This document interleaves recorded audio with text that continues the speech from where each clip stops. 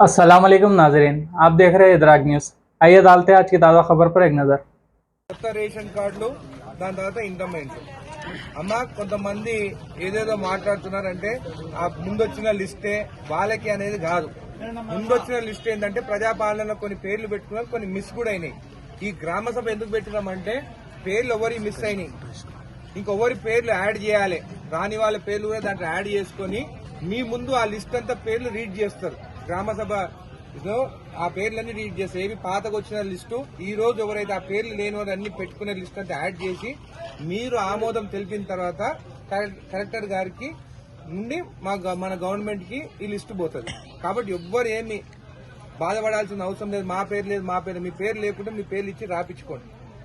గ్రామంలో మీకు ration card ఎవరెవరికి లేదో మీరు రాపించుకోండి. కొంతమందికి తండ్రి పేరు మీద ఉంటే ఉమ్మడి కుటుంబం ఉందని కూడా కొంతమందికి రాలేదు. అట్లాది కూడా పెళ్లిళ్ళు అయితే కూడా వాళ్ళే రాసి వాళ్ళకు కూడా రేషన్ కార్డు రావాలని చెప్పేసి మీరు రాసి మీరు డీటెయిల్స్ ఇవ్వండి.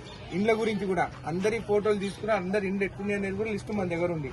దాంట్లో కొంతమందికి ఎవరికైతే లిస్ట్ పేరు లేదో వాళ్ళు కూడా ఈరోజు పేర్లు రాపించుకోవచ్చు.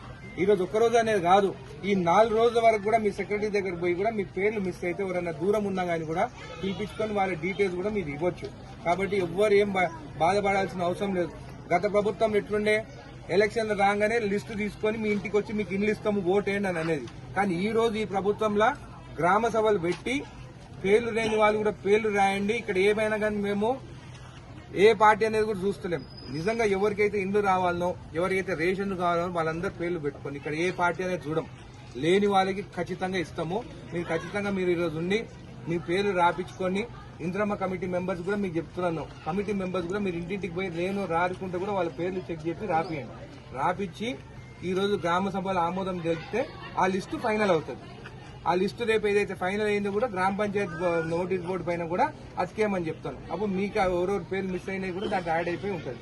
కాబట్టి మీరు ఈ రోజు మొత్తము ఎవరెవరు పేరు రాని ఆ పేర్లంతా మీరు రాపించుకొని ఇంద్రమ్మ కమిటీ వాళ్ళు కూడా మీకు అందరు కూడా ఎవరు మిస్ కాకుండా చూసుకోని చెప్పి తెలియజేస్తూ, ఇంకా ఇంద్రమ్మ ఇండ్లు మొత్తం ఫస్ట్ ఇండ్లు ఎవరైతే కూలిపోయినాయో వాళ్ళకి ఇవ్వాలి మనం.